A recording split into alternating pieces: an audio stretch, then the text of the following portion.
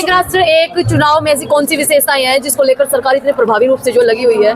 देखिए, सबसे पहले एक विशेषता जो मैं मानता हूँ, बार बार लगने वाली आचार संहिता से छुटकारा मिलेगा, जिसमें विकास कार्य बाधित होते हैं। और सबसे बड़ा खर्चा कि एक आदमी का खर्चा जो हमने काउंट किया है चुनाव आयोग ने, 1400 रुपये पर कैपिटा के हिसाब से खर्चा आता है एक चुनाव का।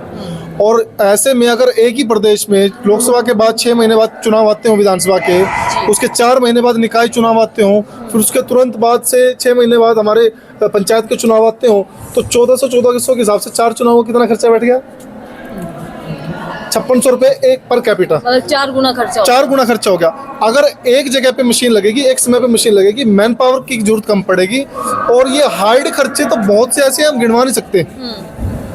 तो वो सब कंक्लूड करके करोड़ों अरबों रुपए की बचत हमारे अपने ही टैक्स के पैसे की होगी। और उस पैसे को हम हमारे बच्चों की एजुकेशन के लिए, हमारी ट्रांसपोर्टेशन को मजबूत करने के लिए, हमारे रोड इंफ्रास्ट्रक्चर को मजबूत करने में हम खर्च कर सकते हैं। जी, सवाल हो रहा है, क्या अक्षेत्रीय मुद्दे नहीं दब जाएंगे जब एक नेशन एक चुनाव होगा? कैसे दबेंगे आप बताइए, कैसे दबेंगे? कोई एक उदाहरण लेवल पर सोचेंगे लोग, और क्या राष्ट्रीय मुद्दों को भी इतनी तवज्जो मिलेगी? आप एक बात बताइए ना कि जब हमारे लोकसभा के चुनाव हुए थे जी, दिल्ली की 7 के 7 सीटें हमारी भाजपा की आती है। और जब विधानसभा के चुनाव थे, चाहे वो मेरे ख्याल से 2017-18 का चुनाव था दिल्ली का, चाहे उससे पहले कि हम 2012-13 की बात कर लें, 14-15 की बात कर लें, तो क्या दिल्ली में आम आदमी पार्टी की निष्पक्षता से सरकार नहीं बनी थी? कैसे दबेंगे? How can possible? एक बड़ा सवाल और लोगों के मन में ये भी है सर, अब की 5 साल में चुनाव के टाइम पर नेता दिखाई देते हैं। अगर वन नेशन वन थ्योरी हुई तो क्या नेता जनता को मतलब संभालेंगे बीच में? ये देखिए, ऐसा हरगिज नहीं है। वो टाइम जा चुके हैं। अब लोगों को भी पता है कि कौन उनके हक अधिकारों की लड़ाई लड़ रहे हैं। लोग जागरूक हो चुके हैं। पहले लोगों को पढ़ाई लिखाई से वंचित रखा जाता था। हमारे प्रधानमंत्री स्वर्गीय अटल बिहारी वाजपेयी जी 1998 में शपथ लेते हैं और सर्व शिक्षा अभियान के माध्यम से पूरे देश को कश्मीर से कन्याकुमारी तक गांव-गांव तक शिक्षा को ले जाने का उन्होंने काम किया। उसके बाद से पॉसिबिलिटी कहीं से मैडम बनती ही नहीं कि कोई किसी प्रकार के अपने अधिकार को हनन होते हुए देख सके। ऐसा संभव? जी सर, यूपी मुझे हरियाणा का एक राष्ट्र एक चुनाव के हस्ताक्षर अभियान का प्रमुख बना करके पार्टी ने जिम्मेवारी दी है, हमारे संगठन ने, शीर्ष नेतृत्व ने। तो उसके लिए मैं संगठन का आभार व्यक्त करता हूँ। आज नरवाना के राजकीय औद्योगिक प्रशिक्षण संस्थान के अंदर हमारे युवा टीम ने एक राष्ट्र एक चुनाव के पक्ष में यहाँ के छात्र छात्राओं से संवाद करके हमने एक राष्ट्र एक चुनाव के पक्ष में हमने उनसे सहमति ली है।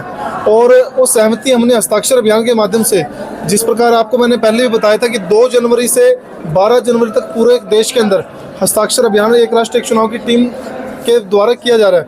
और ऐसे में हमारे नरवाना से कोई कसर ना रहे, इसीलिए मैं खुद आज नरवाना के इस राजकीय औद्योगिक प्रशिक्षण संस्थान में उपस्थित रहा और हमने संवाद के माध्यम से युवाओं से सहमति जतवाई है कि एक राष्ट्र एक चुनाव का मुद्दा हल होना चाहिए, नहीं होना चाहिए। तो आपने देखा 100% युवाओं ने खड़े होकर के संकल्प लिया है कि एक राष्ट्र एक चुनाव जैसा गंभीर मसला हल होना चाहिए और इसको हस्ताक्षर के माध्यम से केंद्र तक हम पहुँचाने का काम करेंगे। 70 और 80 के दशक में 67 में कांग्रेस ने 356 जो अनुच्छेद था उसका दुरुपयोग करके कई सरकारें तोड़ी। तो आगे क्या गारंटी है कि आगे आने वाली जो भी सरकार हो, बीजेपी हो या कांग्रेस हो, उसका दुरुपयोग नहीं करेगी और ये दोबारा चक्कर फिर नहीं टूटेगा? आप देखिए, भविष्य के गर्भ में क्या है कोई नहीं जानता, मगर कांग्रेस जो बाबा साहब की बात करती दिखाई देती है सड़कों पे उतर के। आप देखिए, सबसे ज़्यादा बाबा साहब के लिखी हुई बातों का खंडन सबसे ज़्यादा कांग्रेस ने किया। और दूसरी बात मैं बता दूं, मैं फैक्ट्स के साथ बता सकता हूं, जितनी बार राष्ट्रपति शासन कांग्रेस के प्रधानमंत्रियों के कार्यकाल में लगे, इतना मेरे ख्याल से किसी सरकार के कार्यकाल में नहीं लगा। ये दिखाता है कि कौन डिक्टेटरशिप में विश्वास करता है, कौन लोकतांत्रिक प्रणाली में विश्वास करता है। कि वो समय लग गए। अब सोशल मीडिया का जमाना है, आप सब सोशल मीडिया को यूज करने वाले लोग हैं। कोई ऐसा सोच भी सकता है क्या किस प्रकार के लोगों के अधिकार को हनन किया जा सके? नहीं संभव है, किसी प्रकार से संभव नहीं है। आज हमारी सरकार ने ऑनलाइन ट्रांसफर पॉलिसी तक हमने लागू कर दी। नौकरियां तो निष्पक्षता से दी ही दी, ट्रांसफर पॉलिसी भी हमने ऑनलाइन कर दी। तो हमने हर प्रकार से, हर एक क्षेत्र से जो दलाली थी, जो लूटमार थी, उसको हमने खत्म करने का काम किया है। और आज देखिए, हमारे पास मैंडेट है, हम संसद में चाहते तो सीधा बिल पेश कर सकते थे, मसौदा कर सकते थे, मगर प्रधानमंत्री मोदी जी ने कहा कि ये आम जनता की सहमति से बिल पास होना चाहिए, आम जनता के सहयोग से होना चाहिए।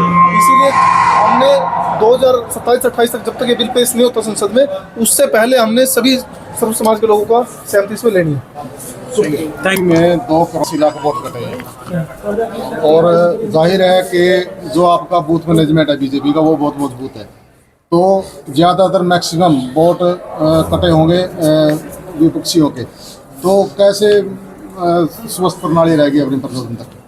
देखिए, जो ये मुद्दा है ये विचाराधीन मुद्दा है और इसके अंदर आप जहाँ तक विपक्ष के वोट कटने की बात कर रहे हैं, बहुत से ऐसे साथी हमारे पार्टी के भी हैं जिनके अपने डॉक्यूमेंट्स की कोई एक आधी कमी रह जाती है, उसकी वजह से उसका वोट कट रहा है। जो कोरम बनाया है SIR का गठन करके, चुनाव आयोग ने जो कोरम निर्धारित किया, उस कोरम के अंदर तो सभी को फुलफिल होना होगा, आपको भी और मुझे भी।